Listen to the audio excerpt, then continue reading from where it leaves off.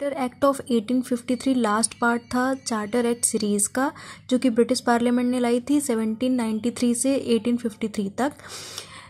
इसके main features में से सबसे पहला फीचर ये था कि इसने जो गवर्नर जनरल्स काउंसिल है उसके एग्जीक्यूटिव और लेजिस्लेटिव फंक्शंस को अलग करने की कोशिश की थी। इसने इंडियन लेजिस्लेटिव काउंसिल को 6 नए मेंबर्स दिए थे, जिनको लेजिस्लेटिव काउंसलर्स कहा जाता था, जो कि एक मिनी पार्लियामेंट की तरह काम कर रहे थे, जो कि सेम प्रोसीजर्स जैसे कि ब्रिटिश पार्लियामेंट में काम हो रहा था उसको अडॉप्ट करके चल रहे थे।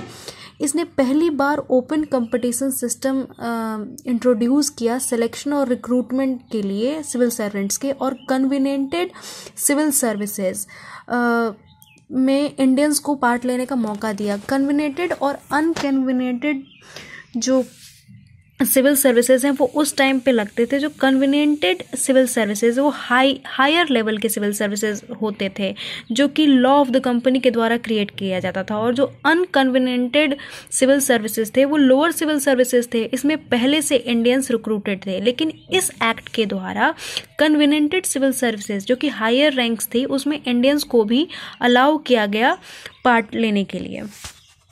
इसने एक्सटेंड किया कंपनी के रूल को, लेकिन ये एक स्पेसिफिक टाइम नहीं बताया कि कब तक, किस पीरियड तक ये रूल चलेगा या एक्ट चलेगा।